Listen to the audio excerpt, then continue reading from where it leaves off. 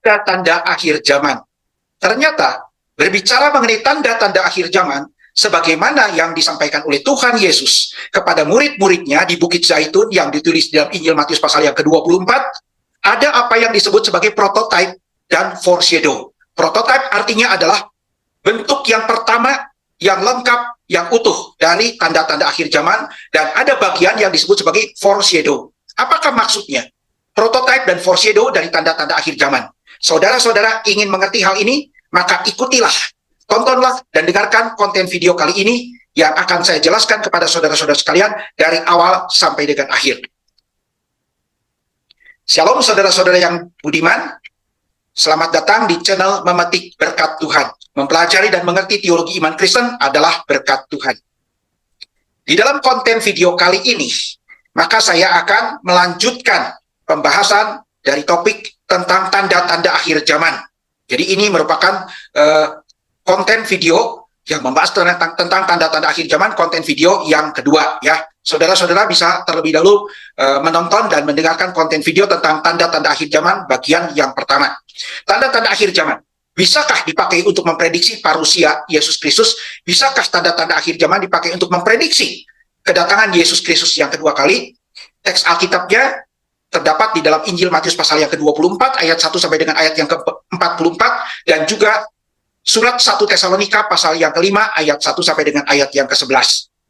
Saudara-saudara, apakah kebenaran yang harus kita pahami ketika kita berbicara mengenai tanda-tanda akhir zaman? Sebagaimana yang saya sudah sampaikan di dalam konten video yang pertama, bagian pertama tentang tanda-tanda akhir zaman, maka kita akan melihat bahwa dari bagian-bagian Alkitab yang membahas tentang tanda-tanda akhir zaman, kita mendapati kebenaran ini, proposisi iman Kristen, bahwa ternyata tanda-tanda akhir zaman yang secara khususnya diberitahukan oleh Tuhan Yesus kepada murid-muridnya, termasuk kepada kita sekalian, orang-orang Kristen yang juga adalah murid-murid Kristus, supaya kita sekalian sebagai orang-orang Kristen yang ternyata kita sedang hidup di akhir zaman, senantiasa di dalam sepanjang hidup kita di akhir zaman ini, kita senantiasa berjaga-jaga, bersiap-siap, siap sedia, siap siaga untuk menyambut akan kedatangan Dia, kedatangan Yesus Kristus yang disebut sebagai parusia, kedatangan Yesus Kristus yang kedua kalinya. Kita harus selalu siap sedia. Itu tujuannya. Saudara-saudara yang budiman, kembali lagi kita melihat kepada konsep Alkitab tentang akhir zaman sebagaimana yang saya sudah sampaikan di dalam konten-konten video yang sebelumnya tentang akhir zaman ya, bahwa akhir zaman itu ternyata adalah sebuah zaman, bukan cuma hari terakhir, minggu-minggu terakhir atau tahun-tahun terakhir saja, sebuah periode yang cukup panjang. Jadi kalau kita melihat kepada diagram yang saya berikan tentang timeline waktu dari mulai penciptaan, lalu masa lampau, zaman-zaman sebelum kedatangan Tuhan Yesus yang pertama kali, maka disebut masa lampau. Kemudian akhir zaman itu dimulai dengan kedatangan Yesus Kristus yang pertama kali, yang disebut Christ first coming ya. Kemudian nanti akhir zaman akan diakhiri dengan kedatangan Yesus Kristus yang kedua kali, Christ second coming. Jadi periode di antara dua kedatangan Kristus inilah yang oleh Alkitab, para penulis Alkitab menyebutnya sebagai the last days ya. Bukan hari tunggal, tapi banyak hari terakhir. Hari-hari yang membentuk minggu-minggu, bulan-bulan, dan tahun-tahun yang terus berlangsung dari sejak kedatangan Yesus Kristus yang pertama kali, yang nanti akan diakhiri dengan kedatangan Tuhan Yesus yang kedua kali. Di mana kemudian periode inilah, periode di antara dua kedatangan Kristus disebut sebagai akhir zaman, the end of the ages. Sebuah periode yang mengakhiri dan menjadi akhir dari segala zaman. Nah, di dalam Kitab Ibrani, surat Ibrani pasal 9 ayat yang ke-26, periode waktu yang disebut akhir zaman ini atau hari-hari terakhir ini disebut dengan istilah bahasa Yunani suntelia ton aionon. Apa maksudnya? Itu diterjemahkan di dalam bahasa Inggris adalah the completion of the ages, the consummation of the ages. Penyelesaian atau penggenapan yang sempurna dari segala zaman. Jadi akhir zaman yang merupakan sebuah zaman ini adalah penggenapan dari segala zaman. Nubuatan dari segala zaman itu akan digenapi di dalam zaman ini. Jadi zaman ini diadakan, diselenggarakan oleh Tuhan untuk menggenapi, menyelesaikan secara sempurna segala kehendak dan rencana Allah yang sudah dibuatkan di dalam zaman-zaman yang sebelumnya. Nanti kemudian kedatangan Yesus Kristus yang kedua kali akan mengakhiri akhir zaman ini. Dan ini disebut hari terakhir, bukan akhir zaman. ya, hari terakhir. Dan kemudian kita akan masuk ke dalam zaman yang akan datang, the age to come. Jadi konsepnya seperti itu. Nah, ketika kita bicara tanda-tanda akhir zaman, maka itu adalah karakteristik peristiwa-peristiwa yang terjadi yang menandai dan menjadi ciri daripada periode di antara dua kedatangan Kristus yang disebut sebagai akhir zaman. Di mana ciri-cirinya kita seperti yang sudah saya sampaikan di dalam konten video tentang tanda-tanda akhir zaman bagian yang pertama, itu kalau kita kelompokkan paling sedikit ada dua bagian. Pertama adalah tanda-tanda akhir zaman yang mencirikan, memberitahukan ciri-ciri dari akhir zaman yang dipenuhi dengan apa yang disebut sebagai tribulations, ya. Dalam bahasa Yunaninya itu memakai kata klipsis. Di dalam Matius pasal ke-24 Tuhan Yesus berulang kali memakai kata klipsis untuk menggambarkan bahwa zaman itu adalah zaman yang dipenuhi dengan berbagai macam kesulitan, kesusahan, dan segala macam apa yang disebut sebagai penderitaan. Troubles, tribulation, memakai kata klipsis di situ, ya. Tetapi sekaligus zaman itu juga akan diwarnai dengan anugerah Allah yang dinyatakan melalui pemberitaan Injil yang terus-menerus terjadi, ya. Jadi saudara-saudara seperti itu. Pemberitaan Injil kepada segala bangsa itu akan disampaikan. Dan kemudian dengan pemberitaan Injil itulah, ya, kalau pemberitaan Injil disampaikan sampai semua bangsa, semua orang dari segala bangsa di muka bumi ini telah mendengarkan berita Injil, terlepas dari mereka percaya atau tidak, maka kemudian baru terjadi kesudahannya, baru terjadi hari yang terakhir, kesudahan zaman akhir ini. Jadi zaman akhir ini tidak akan disudahi dengan munculnya berbagai macam tanda kesusahan, baik itu peperangan, gempa bumi, bencana alam, kelaparan, sakit penyakit, penderitaan, kesusahan, maupun penganiayaan tidak akan mengakhiri. Tetapi yang akan kemudian menjadi tanda berakhir atau tidaknya, itu adalah pemberitaan Injil. Dan pemberitaan Injil itu tidak akan pernah gagal, ya, tidak akan pernah gagal. Akan disampaikan kepada semua orang. Kalau semua orang sudah mendengarkan berita Injil, tidak ada lagi orang yang tidak lagi mendengar berita Injil, baru Tuhan Yesus akan datang kedua kali, merupakan hari yang terakhir, menyelesaikan, mengakhiri zaman ini, ya. Injil itu tidak akan pernah gagal. Kenapa saya katakan? Karena kepada orang-orang yang harus diselamatkan, orang itu akan percaya dan Injil akan menyelamatkan. Tetapi kepada orang-orang yang menolak, Injil itu akan menghukum, menjadi alat bukti penghakiman pada hari terakhir, pada hari penghakiman. Begitu, ya. Saudara-saudara mengerti timeline-nya. Yang berikutnya, pertanyaannya, setelah kita lanjutkan untuk meneruskan pembahasan topik tentang tanda-tanda akhir zaman, maka pertanyaannya, apakah saja yang harus diketahui dan dipahami oleh saudara-saudara dan saya sebagai orang-orang Kristen tentang tanda-tanda akhir zaman, sebagaimana yang diajarkan oleh Tuhan Yesus, yang juga ternyata diulang dan diajarkan oleh Rasul Paulus, ya, begitu.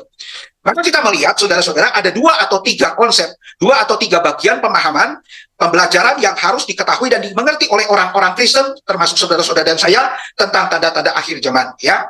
Nah, di dalam konten video bagian pertama, saya sudah membahas 2 bagian, 2 konsep, 2 pengertian yang harus kita bersama-sama ketahui dan pahami, ya, begitu. Yang pertama adalah definisi dan konsep tentang tanda-tanda akhir zaman, itu sudah kita bersama-sama pelajari. Dan yang kedua adalah relasi atau hubungan tanda-tanda akhir zaman dengan kedatangan Yesus Kristus yang kedua kali yang disebut dengan istilah parusia, ya. Istilah parusia berasal dari kata bahasa Yunani, artinya coming, kedatangan, begitu. Saya hanya akan merangkumkan saja berdasarkan 2 pokok yang sebelumnya yang kita bahas, yang akan membantu kita mengerti tentang tanda-tanda akhir zaman. Maka kita mendapati rangkuman berikut, bahwa ternyata fungsi dari tanda-tanda akhir zaman ada 3. Yang pertama adalah memberitahukan kepada kita ciri-ciri akhir zaman, ya, mencirikan akhir zaman, ya. Tadi saya katakan kan, kalau diklasifikasikan menjadi klasifikasi besar terdiri dari 2 bagian, kesusahan dan anugerah Allah. Walaupun Anthony Andrew Hukema di dalam bukunya The Bible and the Future membaginya menjadi 3 kelompok besar, ya. Oke. Mencirikan bahwa zaman ini adalah zaman yang terakhir, zaman yang akan melengkapi, menggenapi semua nubuatan di dalam perjanjian lama. Seringkali periode akhir zaman itu yang dipenuhi dengan kesusahan bukan hanya disebutkan sebagai zaman yang penuh dengan kesusahan, di tribulation age, tetapi juga kemudian akan memastikan parusia Yesus Kristus, ya. Maka kemudian tanda-tanda akhir zaman itu menjamin bahwa kedatangan Yesus Kristus yang kedua kali itu pasti terjadi, ya, pasti terjadi. Kedatangan Yesus Kristus yang kedua kali itu akan terjadi setelah orang-orang yang harus memperoleh anugerah Allah melalui pemberitaan Injil itu telah tercapai, telah dijangkau oleh Injil, telah diselamatkan oleh Injil, ya. Maka saudara-saudara, selain kita melihat bahwa di era akhir zaman ini ada berbagai macam kesusahan, maka disebut sebagai era atau masa yang disebut the tribulation age, zaman yang penuh dengan kesusahan. Zaman ini, akhir zaman itu juga disebut sebagai the messianic age, zamannya Sang Mesias. Zamannya Sang Mesias dimulai dengan kedatangan Yesus Kristus yang pertama kali. Dia menyelesaikan karya penebusan melalui kehidupan, melalui kematiannya, lalu kemudian dia naik ke surga, tuntas, selesai, lalu Roh Kudus kemudian meneruskan dengan memakai karya Yesus Kristus untuk menebus itu, disampaikan kepada orang-orang yang harus diselamatkan, kaum pilihan Allah, memperoleh keselamatan, memperoleh anugerah Allah. Jadi seluruh nubuatan di dalam perjanjian lama tentang karya penebusan yang dikerjakan oleh Mesias dan diaplikasikan oleh Roh Kudus telah digenapi pada zaman ini. Maka disebut sebagai zaman Sang Mesias. Satu sisi zaman kesusahan, akhir zaman ini disebutnya. Tapi sisi yang lain disebut juga zaman Mesianik, zaman Sang Mesias, begitu ya. Jadi tanda-tanda akhir zaman memastikan parusia Yesus Kristus akan terjadi. Dan yang ketiga, tanda-tanda akhir zaman juga sekalipun memastikan parusia Yesus Kristus akan terjadi, tapi tidak ada satu tanda pun yang kita bisa pakai untuk memprediksi waktu eksak kapan terjadinya Tuhan Yesus akan datang kedua kali. Parusia itu kapan terjadinya.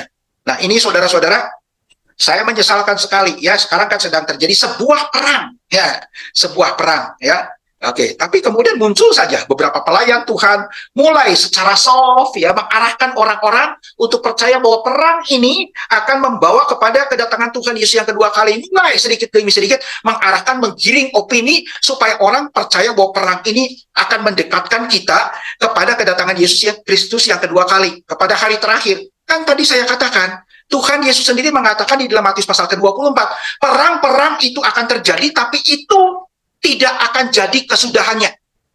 Itu belum kesudahannya. Ya, the end is still to come. Tuhan Yesus mengatakan, walaupun perang seperti apapun besarnya terjadi, tidak akan mengakhiri zaman ini. Yang mengakhiri apa? Pemberitaan Injil. Tuhan Yesus mengatakan apa? Injil itu akan disampaikan kepada segala bangsa, dan kalau itu sudah sampai kepada segala bangsa, barulah tiba kesudahannya. The end itu terjadi seperti itu. Ya, oke, saudara-saudara. Nah, bagaimana kita mengerti nubuatan dari Tuhan Yesus? Kita akan melihatnya, saudara-saudara, kepada gambar ini ya. Jadi di dalam menafsirkan nubuatan dari Tuhan Yesus tentang akhir zaman, khususnya berbicara tentang tanda-tanda akhir zaman, saudara-saudara harus menafsirkannya secara benar, supaya tidak menyimpang, dan kalau sudah menyimpang nanti secara tidak sadar, langsung atau tidak langsung bisa menyesatkan banyak orang. Ya, jadi pada waktu Tuhan Yesus menubuatkan tentang tanda-tanda akhir zaman yang akan terjadi sesudah kenaikan dia ke surga, dia itu sedang berperan seperti seorang nabi Tuhan yang menyampaikan firman Tuhan tentang peristiwa-peristiwa yang akan terjadi di masa yang akan datang setelah dia naik ke surga. Ya, nah saudara-saudara, pada waktu kita menafsirkan Alkitab tentang nubuatan, termasuk nubuatan yang disampaikan oleh nabi-nabi di dalam perjanjian lama, dan juga ada nabi di dalam perjanjian baru, maka kita harus tahu metode menafsirkan nubuatan itu seperti apa harusnya. Jangan salah menafsirkan, begitu. Nah, ada satu buku, saudara-saudara, buku yang cukup simple tentang cara menafsir Alkitab dengan benar. Nah, judul bukunya ini bagus sekali, saudara-saudara ya. How to Read the Bible for All Its Words, dikarang oleh seorang yang bernama Gordon Fee, seorang penafsir Alkitab yang terkenal bersama dengan seorang rekannya ya, Gordon Fee. Nah, How to Read the Bible for All Its Words. Nah, di dalam bagian tentang nubuatan ya yang disampaikan oleh nabi, dia mengatakan begini, nabi-nabi itu seringkali, termasuk Tuhan Yesus pada waktu menyampaikan nubuatan tentang akhir zaman, dia itu melihat peristiwa-peristiwa yang akan datang yang berada di dalam sebuah timeline yang cukup panjang. Dia melihat itu langsung dari depan dalam satu kali pandangan, sehingga peristiwa yang terdekat dan terjauh itu sepertinya menumpuk seakan-akan terjadinya bersamaan, padahal itu terjadi dalam periode waktu, interval waktu yang berbeda, yang bisa saja terjadinya diselingi dengan waktu yang cukup panjang, begitu ya, straight on view. Nah, maksudnya begini, saudara-saudara, harusnya lingkaran ini semuanya berwarna sama, cuma saya membedakan warnanya supaya saudara-saudara sekalian yang nonton video saya ini bisa mengerti. Jadi pada waktu Tuhan Yesus menubuatkan tentang tanda-tanda akhir zaman, kan dimulai dengan peristiwa yang paling dekat dengan dia, yaitu peristiwa yang antara sekitar 30 tahunan, kurang dari 40 tahunan, tidak lama setelah dia naik ke surga, itu terjadi. Yaitu apa? Keruntuhan kota Yerusalem dan juga keruntuhan bait Allah yang terjadi eksaknya tahun 70 Masehi. Itu dekat. Ada peperangan di sana, peperangan yang sangat besar, yang sangat menyusahkan, menyulitkan, yang mendatangkan banyak penderitaan yang begitu besar kepada orang-orang Yahudi yang hidup di tanah Palestina, khususnya di provinsi Yudea dan terutama di kota Yerusalem pada waktu itu. Itu peristiwa yang paling dekat. Lalu setelah itu melihat lagi peristiwa-peristiwa yang lain, ya. Jadi yang lingkarannya semakin besar, itu semakin peristiwa semakin jauh, sampai dia melihat kepada kedatangan dia sendiri di awan-awan untuk yang kedua kali, itu yang paling jauh. Jadi Tuhan Yesus menyampaikannya itu bertumpuk langsung. Ya, bukan sifatnya kronologis, tapi klasifikasinya peperangan-peperangan terjadi. Ya, bisa saja peperangan itu yang dia lihat di sini sampai kepada ke sana itu di dalam satu kali penglihatan, dalam satu kali pandangan, begitu. Dia sebutkan peperangannya, gempa bumi dia sebutkan, kemudian kesusahan dia sebutkan, akan sakit penyakit dia sebutkan satu kali, dari yang terdekat sampai yang terjauh, sampai nanti akhirnya diakhiri dengan kedatangan Tuhan Yesus yang kedua kali, kedatangan dia sendiri di awan-awan bersama dengan segala malaikat-malaikatnya yang kudus itu. Jadi sifatnya straight on view.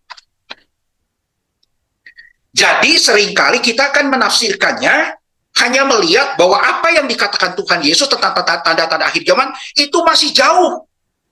Tidak dialami oleh orang-orang yang sejaman dengan dia. Itu pandangan yang keliru, penafsiran yang keliru. Jadi apa yang dia katakan tentang tanda-tanda akhir zaman itu dia lihat dari waktu yang terdekat dengan dia sampai yang terjauh. Jadi kita melihatnya itu di samping seperti ini, side view begitu ya, peristiwa yang terdekat dengan kehidupan Tuhan Yesus dan pelayanan Tuhan Yesus di muka bumi ini sampai dengan kenaikannya, kemudian terjadi lagi di sini begitu ya. Kita melihatnya seperti ini. Tapi Tuhan Yesus melihatnya straight on view, dalam satu pandangan langsung, seperti itu. Nah, jadi jangan menafsirkan bahwa Tuhan Yesus hanya menubuatkan peristiwa-peristiwa yang bahkan bagi kita sekarang itu belum terjadi, masih akan datang. Nah, kalau seperti itu, saudara-saudara menafsirkannya, saya mengatakan penafsiran itu adalah penafsiran yang akan membuat kita keliru mengerti tanda-tanda akhir zaman dan akhir zaman secara keseluruhan. Begitu ya. Oke. Pahami ini. Kemudian kita akan masuk kepada prototype. Prototype tanda-tanda akhir zaman dan foreshadow daripada kedatangan Tuhan Yesus yang kedua kali. Foreshadow dari parusia. Apa maksudnya? Ini penting saudara-saudara harus dipahami ya. Bahwa tanda-tanda akhir zaman yang dikatakan oleh Tuhan Yesus ya, dimulai dari kehancuran kota Yerusalem sampai dengan kedatangan dia yang kedua kali, ternyata sudah ada prototipenya dan sudah ada foreshadow-nya. Apa maksudnya? Kita lihat satu persatu. Yang pertama adalah kita mengerti dulu istilah prototype. Apa itu prototype? Dari kata protos dalam bahasa Yunani artinya first ya. Bentuk yang pertama, wujud yang pertama ya. Nah, di dalam dunia ini kan kita melihat seringkali ada produk-produk tertentu ya yang dimulai ketika dirilis, dipublikasikan untuk dipromosikan, dijual, pasti akan ada apa yang disebut bentuk pertamanya, prototipenya dulu. Misalnya contoh, ya sepeda motor ada prototipenya dulu. Sebelum dipasarkan ada dipamerkan dulu bentuk yang pertama yang sudah jadi utuh. Ya. Kemudian sebuah mobil yang baru, merek yang terkenal, ada prototipenya. Atau saudara-saudara kalau ingin membeli sebuah rumah yang baru, pergi ke sebuah kompleks perumahan yang bagus, ya, yang baru. Saudara melihat ada sebuah developer yang sangat handal, yang menyelenggarakan, yang mengadakan, yang membuat kompleks perumahan itu. Maka biasanya saudara-saudara akan diantar ke sebuah rumah contoh. Bisa saja rumah-rumah yang seringkali akan dibeli oleh orang-orang tersebut belum ada, tapi sudah ada rumah contohnya. Nah, rumah contoh itulah yang disebut prototype. Tipe A, tipe B, tipe C, sudah ada rumah contohnya yang lengkap, yang genap sampai ke isinya, detail sudah terjadi, sudah ada. Begitu. Dari yang sudah ada wujud pertamanya itu, rumah contohnya itu, kita akan bisa membayangkan, melihat rumah yang kemudian akan dibangun yang merupakan tipe yang sama dengan rumah contoh itu. Begitu ya. Oke, prototipe bentuk wujud yang pertama. Yang kedua, Apa yang disebut sebagai foreshadow, bayangan yang terjadi yang mendahului. For itu artinya mendahului, bayangan yang terjadi. Foreshadow, shadow bayangan ya, yang terjadi mendahului.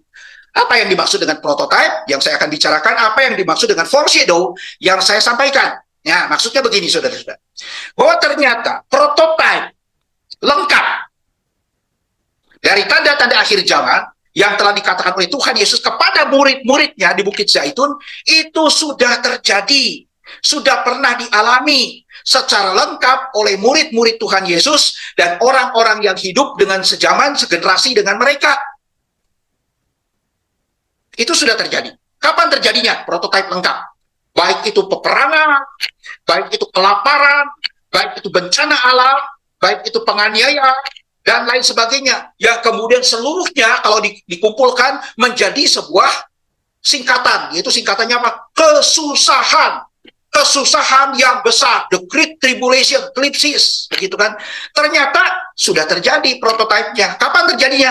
Yaitu pada masa terjadinya perang Yahudi dan kekaisaran Romawi pertama kali, the Jewish War yang pertama kali, the first Jewish War. Nanti kita lihat perang Yahudi Romawi itu ada 3 kali yang besar. Tapi perang Yahudi dan Romawi yang pertama itu luar biasa besar. Yaitu terjadi pada tahun 66 Masehi sampai tahun 75 Masehi. Tahun 66 sampai tahun 73 AD. Begitu ya. Oke. Nah, itu dinubuatkan Tuhan Yesus kepada murid-muridnya. Terjadi kurang dari 40 tahun setelah dia mengatakan. Maka Tuhan Yesus mengatakan di dalam Matius pasal yang ke-24, ayat yang ke-34, angkatan ini, generasi ini, tidak akan berlalu sebelum semuanya terjadi. Jadi generasi yang kepadanya Tuhan Yesus ngomong itu, termasuk murid-murid dan orang-orang lain, itu mereka melihat dan mengalami tribulation, itu kesusahan yang besar, karena terjadinya perang Yahudi dan Romawi pertama. Di tengah-tengah periode waktu perang Yahudi Romawi yang terjadi begitu besar itu, 7 tahun terjadi, tengah-tengahnya 3,5 tahun, terjadi keruntuhan, kehancuran kota Yerusalem dan Bait Allah, yaitu tahun 70 Masehi. Ya, begitu. Lanjutkan. Lalu foreshadow bayangan yang menjadi kurang lebih gambaran atau simbol dari kedatangan Tuhan Yesus yang kedua kali juga sudah terjadi pada waktu tahun 70 Masehi itu. Simbolik, secara simbolik, ya. Kayak kedatangan Tuhan Yesus yang kedua kali terjadi kepada bangsa Yahudi yang telah menolak Tuhan Yesus. Begitu. Foreshadow-nya kedatangan Kristus itu di awan-awan yang datang untuk menghakimi, itu sudah terjadi melalui apa? Tentara Romawi yang dipimpin oleh Jenderal Titus yang kemudian akhirnya menjadi Kaisar Titus, Jenderal Titus yang memimpin peperangan itu, memimpin pasukan Romawi mengalahkan kota Yerusalem dan seluruh penduduknya yang melakukan pemberontakan. Ya, saudara-saudara, ini dikatakan di dalam ayat-ayat yang saudara-saudara sendiri bisa baca di situ, begitu ya. Oke. Tapi kita melihat nanti tanda-tanda akhir zaman itu, walaupun foreshadow-nya dan prototipenya dan foreshadow-nya sudah lengkap dialami oleh orang-orang yang segenerasi dengan Tuhan Yesus, itu akan terjadi berulang-ulang kali. Peperangan kecil, peperangan besar, ya, kesusahan yang lainnya, sakit penyakit, gempa bumi, yang kecil besar itu akan terjadi berulang-ulang, repetitif, ya, sampai kemudian kedatangan Tuhan Yesus yang kedua kali, yang mana bayangannya yang mendahului simbolnya sudah juga terjadi, nanti akan terjadi secara real, secara personal, yaitu pada hari terakhir. Begitu. Mengapa saudara-saudara hal ini harus dipahami?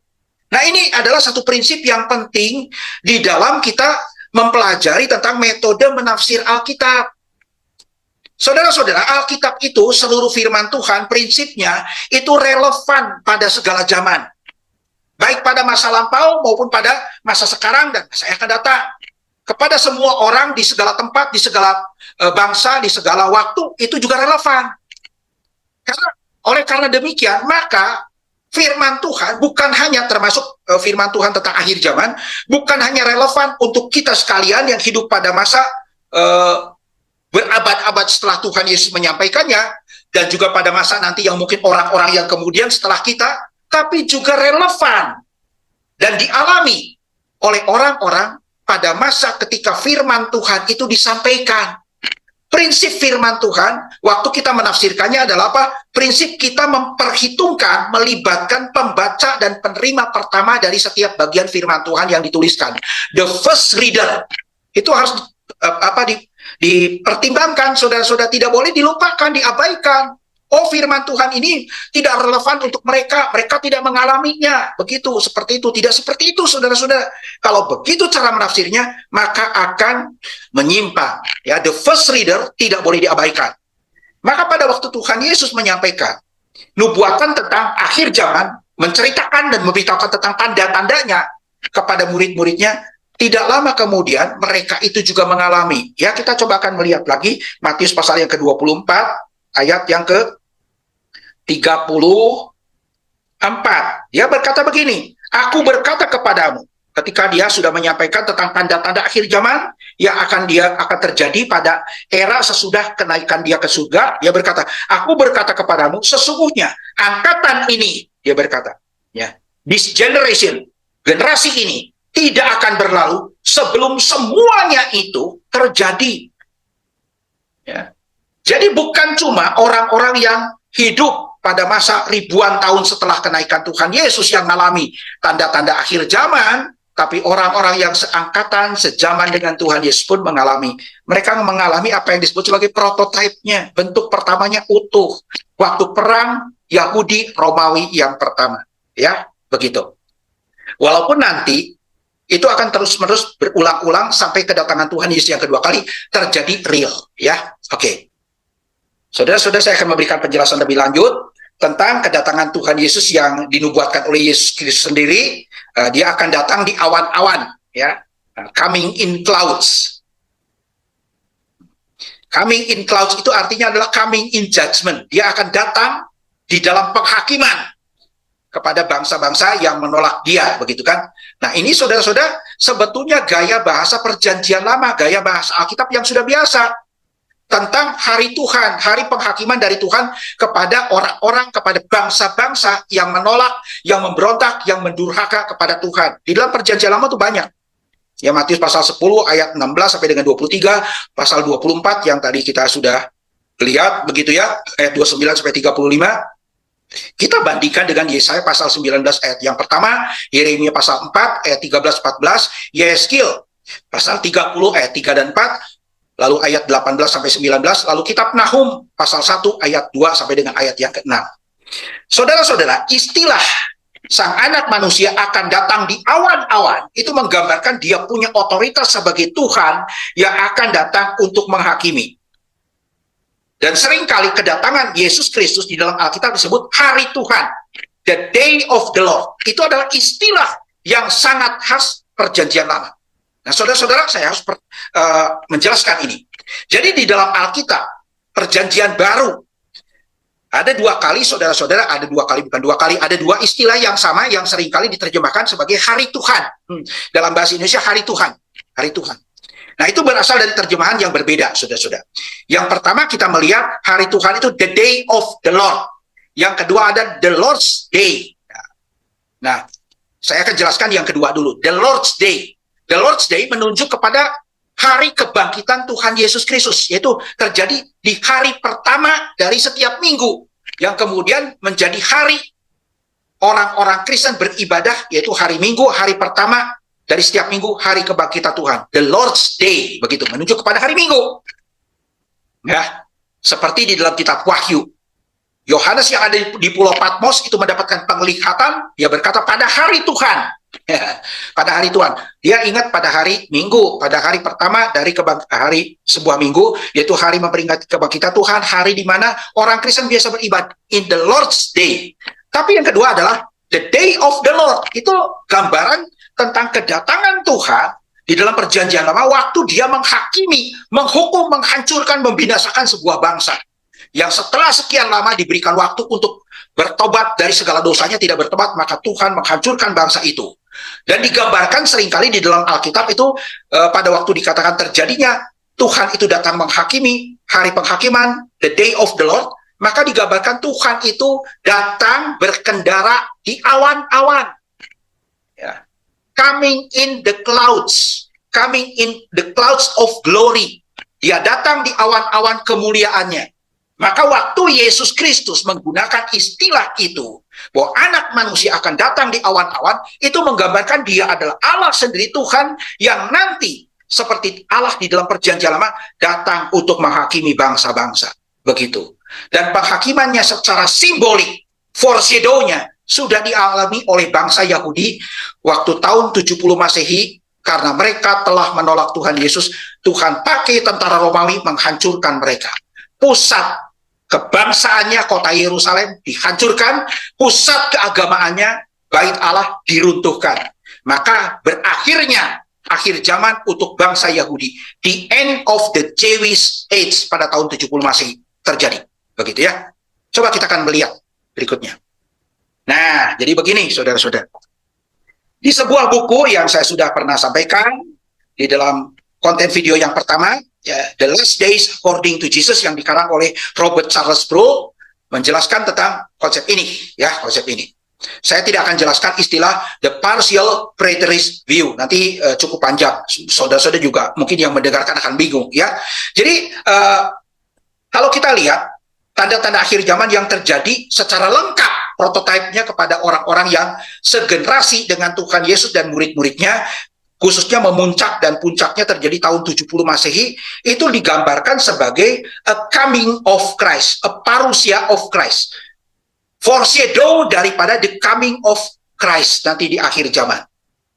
Ya, terjadinya secara universal itu. Yang terakhir, tapi bangsa Yahudi sudah mengalami, bayangannya sudah mengalami menghancurkan mereka, a coming of Christ. Foreshadow-nya sudah mengalami. Ini disebut a day of the Lord. Sebuah hari Tuhan. Sama seperti hari Tuhan di dalam perjanjian lama. Tapi nanti hari yang terakhir, itu disebut the day of the Lord. Ya. Kemudian, penghancuran kota Yerusalem tahun 70 Masehi, kemudian disebut sebagai juga a judgment. Ya, sebuah penghakiman dari Allah kepada bangsa Yahudi yang telah menolak Sang Mesias. Ya. Nanti kemudian kita melihat hari terakhir itu disebut the final judgment, begitu ya. Nanti ini sudah terjadi, ya, AD 70 itu disebutnya preterist, ya, praeteritus. Artinya gone by, sudah terjadi pada masa lampau. Nanti yang disebut still future yang akan datang, ini yang sesungguhnya, yang bersifat final, bersifat sempurna. Kedatangan Yesus Kristus yang kedua kali, yang disebut hari Tuhan, lalu kebangkitan orang-orang mati, pengangkatan orang-orang kudus, penghakiman yang terakhir, lalu kemudian juga disebut the end of history, akhir dari akhir zaman yang real, akhir dari dunia yang berdosa ini. Tapi pada waktu tahun 70 Masehi, terjadinya a coming of Christ, a day of the Lord, a judgment from the Lord to the Jewish people, maka ini disebutnya the end of the Jewish age. Berakhirnya era orang Yahudi, era zamannya Yahudi. Kenapa saya bisa mengatakan begitu? Kenapa di dalam buku ini dikatakan, ya, buku ini kemudian mengambil juga salah satu sumbernya dari tulisan seorang sejarawan Yahudi bernama Josephus yang mencatat peristiwa yang terjadi pada waktu itu, begitu ya, the end of the Jewish age, terjadinya akhir zaman, eskatos bagi bangsa Yahudi pada waktu itu, ya, begitu. Karena apa? Setelah itu mereka tidak punya lagi kebangsaan yang sudah dihancurkan, pusat kebangsaannya kota Yerusalem, tidak lagi punya pusat keagamaan mereka dihancurkan pusatnya, bait Allah diruntuhkan, begitu. Akhirnya setelah terjadi 3 kali perang besar Yahudi Romawi, mereka diserahkan ke seluruh dunia. Dan baru setelah 1.800 tahun, tepatnya tahun 1948, mereka kembali ke tanah Palestina, mendirikan negara Israel yang sekarang. Begitu, selama lebih dari 18 abad mereka diserahkan. Negara mereka hilang, tanah air mereka hilang, kebangsaan mereka hancur. Zaman bangsa Yahudi itu berakhir. The end of the Jewish age. Oke, kita lihat ya. Ini buku yang dikarang oleh Josephus, saya punya, saya sudah baca. Cukup dramatis saudara-saudara menggambarkan begitu. Ya. Josephus sendiri sebetulnya orang Yahudi. Ya. Orang Yahudi yang turut serta mengadakan pemberontakan. Pada awal mulanya pemberontakan terhadap kekaisaran dan tentara Romawi. Pemerintahan Romawi yang menjajah bangsa Israel, bangsa Yahudi, itu dia turut memberontak bersama dengan semua orang sebangsanya. Lalu kemudian dia ditangkap oleh seorang jenderal yang kemudian jadi kaisar, namanya Jenderal Vespasian. Tapi kemudian dia menubuatkan bahwa Jenderal Vespasian yang menangkap dia, yang akan menjobloskan dia ke dalam penjara, membuat dia jadi tawanan, bahwa akan jadi kaisar. Nah, karena kemudian merasa tersanjung, ya, akhirnya dilepaskannya Josephus dan dijadikannya juru tulis. Lalu diberikan kemudian nama Romawi, namanya Flavius Josephus. Diberikan marganya marga Vespasianus, marga Flavian, begitu. Ya, dia menuliskan sejarah bangsa Yahudi, khususnya The Jewish War. Ya, Jewish War yang pertama dia tuliskan begitu. Ya, ini ada gambarannya. Jadi penghancuran kota Yerusalem sudah dinubuatkan oleh Tuhan Yesus di dalam Injil Matius pasal yang ke-24, Markus pasal yang ke-13, lalu juga Lukas pasal yang ke-21. Dikepung dari segala arah selama lebih kurang 4 bulan lebih, nyaris 5 bulan. Ya, dikepung dari segala arah, lalu kemudian dengan peperangan yang dahsyat pada waktu itu, yang Tuhan Yesus mengatakan sampai dengan waktunya dia, dari sejak penciptaan itu tidak pernah terjadi perang yang seperti itu dahsyatnya. Ya, oke. Nah, jadi peperangannya, saudara-saudara, yang berujung berakhir dengan penghancuran kota Yerusalem tahun 70 Masehi, keruntuhan bait Allah sebagaimana yang dinubuatkan oleh Tuhan Yesus, dipimpin awalnya oleh Jenderal Vespasian yang menjadi kaisar. Ya, kemudian ya tahun 69 sampai tahun 79 ya dia hidup begitu. Dia memerintah jadi kaisar. Okay. Dia jadi kaisar kenapa? Karena harus pulang ke kota Roma, dipanggil menggantikan Kaisar Nero yang mati bunuh diri pada waktu itu. Karena Kaisar Nero sudah melakukan berbagai macam kejahatan, akhirnya terbongkar kejahatannya, lalu Kaisar Nero takut diadili, akhirnya dia bunuh diri. Ceritanya begitu. Digantikan oleh Jenderal Vespasian yang kemudian menjadi kaisar. Lalu anaknya, Jenderal Titus, meneruskan peperangan yang dimulai oleh ayahnya melawan orang Yahudi yang memberontak terhadap kekaisaran Romawi. Begitu, ya. Oke. Nanti kemudian Jenderal Titus yang mengakhiri peperangan dan memenangkan perang juga jadi kaisar. Cuma nanti dia hanya akan jadi kaisar 2 tahun saja. Kenapa? Dia diracun oleh adiknya yang kemudian juga jadi kaisar. Dugaan begitu. Dugaan dari sejarah. Adiknya yang meracun. Kaisar yang berikut menggantikan dia adalah Kaisar Domitian. Menjadi kaisar yang sangat menganiaya orang Kristen. Salah satu kaisar yang jahat luar biasa. Ya, yang sampai pada masa Yohanes menulis kitab Wahyu, Kaisar Domitian itulah yang memerintah, mengakibatkan banyak orang Kristen menderita. Begitu ceritanya. Oke. Pada waktu peperangan Yahudi dan Romawi, itu kemudian orang-orang Yahudi itu melarikan diri ke kota Yerusalem, lalu kemudian mengunci diri di sini. Ya, ada 3 faksi sebetulnya, 3 faksi pemberontak yang melawan pemerintahan Romawi, yang kemudian mereka sendiri di dalam kota Yerusalem, kota yang menjadi pusat kebangsaan dan pusat juga keagamaan mereka di sana, mereka saling berperang. Ya, 3 faksi itu saling merampok, saling menjarah. Nah, yang membuat penderitaan menjadi besar adalah apa? Di kota itu pada waktu itu lebih dari 1 juta orang sedang hadir, terkunci di kota itu. Kenapa? Karena kebanyakan dari mereka ada pendatang yang sedang merayakan Paskah, dekat dengan hari Paskah, datang ke kota itu dari berbagai provinsi, di kota-kota orang Yahudi, kota-kota Israel datang ke situ. Akhirnya kota itu dikunci oleh 3 faksi yang menjadi perampok yang jahat. Akhirnya penduduk sipil, baik pendatang maupun penduduk yang ada di kota itu dijarah dan dirampok habis-habisan. Ini menggenapi sebetulnya permintaan mereka sendiri. Pada waktu mereka menolak Tuhan Yesus, mereka meminta digantikan dengan seorang perampok. Yesus Kristus disalibkan, perampok Barabas, Yesus Barabas diminta oleh mereka. Nanti kemudian mereka akan dirampok sendiri oleh para perampok yang mereka minta, begitu, ya. Akhirnya Jenderal Titus menyerbu kota ini, mengepungnya selama berbulan-bulan, terjadi peperangan yang sangat dahsyat. Orang Yahudi bertahan mati-matian dan diakhiri dengan kehancuran kota Yerusalem yang dikepung selama 4 bulan, hampir 5 bulan dari berbagai arah. Akhirnya dilululantakan, menggenapi apa yang dikatakan oleh Tuhan Yesus. Mereka itu hancur rata dengan tanah kotanya, ya. Dan kemudian peperangan itu sampai memuncak. Mereka kemudian akhirnya para pemberontak itu berperang terus sampai ke Bait Allah, sampai ke bagian ruang paling dalam mereka. Akhirnya tentara Romawi menjarah dan membakar habis, meruntuhkan bait Allah sama sekali. Maka ini disebut sebagai, yang pertama itu the destruction of Jerusalem, yang kedua adalah the destruction of Jerusalem Temple. Sama-sama pada tahun 70 AD, 70 Masehi, begitu ya. Maka berakhirnya bangsa Yahudi itu di situ zamannya, the end of the Jewish age. Ya. Nah, kita lihat saudara-saudara sebuah kutipan yang kemudian memberikan seakan-akan sebuah konklusi ya dari seorang teolog yang bernama Kim Riddlebarger. Di dalam sebuah bukunya bagus ya, A Case of Amillennialism ya, A Case of Amillennialism gitu. Di dalam bukunya ini Kim Riddlebarger mengatakan bahwa peristiwa-peristiwa yang terjadi pada masa perang Yahudi Romawi yang pertama tahun 70 Masehi ini dia konklusikan sebagai berikut begitu ya. Therefore, the events associated with the destruction of the temple in AD 70 become a prophetic foreshadowing of an eschatological fulfillment at the end of the age.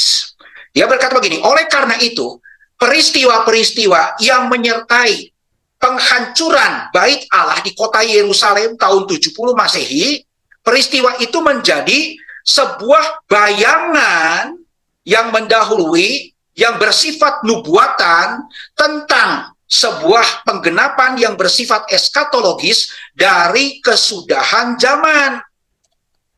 This is a possibility which awaits final consummation when the end itself comes upon us. Ini adalah sebuah kemungkinan yang menanti penggenapan yang finalnya, penggenapan yang akhirnya pada waktu kesudahan zaman itu sendiri terjadi kepada kita. Jadi dia menggambarkan demikian ya. Jadi peristiwa yang terjadi kepada bangsa Yahudi akhir zaman dalam tanda kutip bagi bangsa Yahudi pada tahun 70 Masehi itu, pusat kebangsaannya dihancurkan, pusat kemudian keagamaannya dihancurkan, mereka diserahkan ke semua bangsa ya, tidak lagi punya tanah airnya. Maka itu menjadi akhir zaman dari zaman Yahudi, akhir zaman dari orang Israel pada waktu itu ya. Itu menjadi sebuah shadow of the real end, bayangan daripada akhir zaman yang real nanti ya. Penghancuran kota Yerusalem yang dilakukan oleh Yesus Kristus yang datang untuk menghakimi di awan-awan yang sifatnya simbolik ya, melalui kekaisaran Romawi, sebetulnya itu menjadi foreshadow, bayangan yang mendahului, yang menjadi gambaran dari apa yang akan terjadi pada akhir zaman ketika dia datang secara real dan personal. Yesus datang kedua kalinya pada hari yang terakhir. Begitu ya, saudara-saudara. Oke, mengerti? Lalu kesimpulannya, sebagai aplikasi dan penutup, apa yang harus saudara-saudara dan saya tarik sebagai sebuah pelajaran? Ada 3 hal yang bisa diterapkan, kita bisa tarik sebagai sebuah pengajaran yang sifatnya aplikatif. Yang pertama, setiap orang Kristen, saudara-saudara dan saya, harus mengetahui dan menyadari bahwa kita sekalian, bahwa diri kita sedang hidup di akhir zaman. Jadi akhir zaman itu bukan sesuatu yang belum terjadi, bukan sesuatu yang masih akan datang, bukan, saudara-saudara. Ini kekeliruan yang, saya mengatakan harus segera dibereskan. Kita sedang berada di akhir zaman sudah terjadi, sudah dimulai pada kedatangan Yesus Kristus yang pertama kali, dan nanti akan ditutup dengan kedatangan Yesus Kristus yang kedua kali. Kalau orang-orang yang menulis perjanjian baru, termasuk Tuhan Yesus sendiri menyebutkan tanda-tanda akhir zaman, memaksudkan itu adalah dimulai dengan kedatangan Kristus yang pertama kali, apalagi kita yang hidup sekitar 2000 tahun sesudah tulisan mereka itu kemudian dituliskan di dalam Alkitab, mungkin kita sedang berada di paruh terakhir dari akhir zaman yang merupakan sebuah zaman. Begitu, ya. Kita sedang hidup di akhir zaman. Akhir zaman sudah terjadi, sedang berlangsung. Kita ada di dalamnya. Nah, kedua adalah setiap orang Kristen jangan mencoba dengan tanda-tanda akhir zaman untuk memprediksi parusia dari Yesus Kristus. Karena tadi saya mengatakan kan, tanda-tanda akhir zaman yang disebut bersifat menyusahkan, tribulation begitu, mendatangkan akan terus terjadi. Prototipenya sudah lengkap terjadi.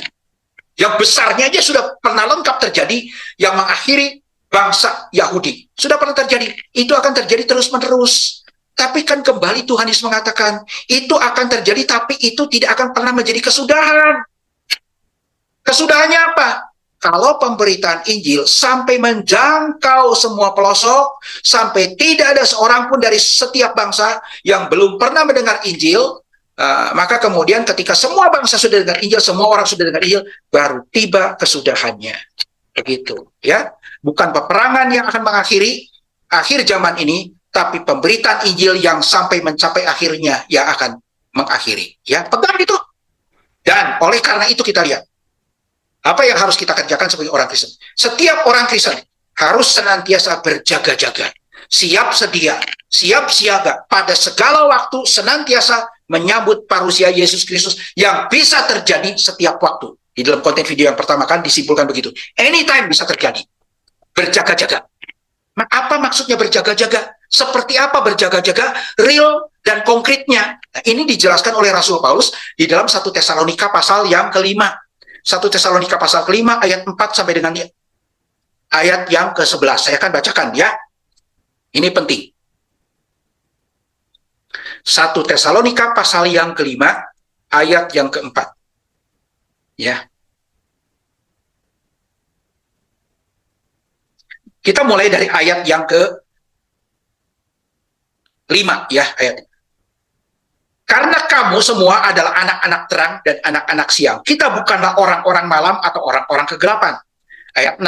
Sebab itu baiklah jangan kita tidur seperti orang-orang lain, tidur dalam pengertian kiasan, ya. Kita itu terlena, tetapi berjaga-jaga dan sadar. Gimana caranya berjaga-jaga dan sadar? Ayat yang ke-8. Tetapi kita yang adalah orang-orang siang, baiklah kita sadar. Seperti apa sadarnya? Berbaju sirahkan iman dan kasih, dan berketopongkan pengharapan keselamatan. Kita jaga iman kita, ya. Kita jaga kasih kita jaga pengharapan keselamatan kita jaga. Tetap ada di dalam hati kita, jangan sampai kemudian meredup, ya. Lalu bagaimana caranya kita jaga? Dengan cara bagaimana? Kita lihat ayat yang ke-11. Karena itu nasihatilah seorang akan yang lain dan saling membangunlah kamu seperti yang memang kamu lakukan. Ada kata saling di situ. Dalam bahasa Yunaninya alelos, one another.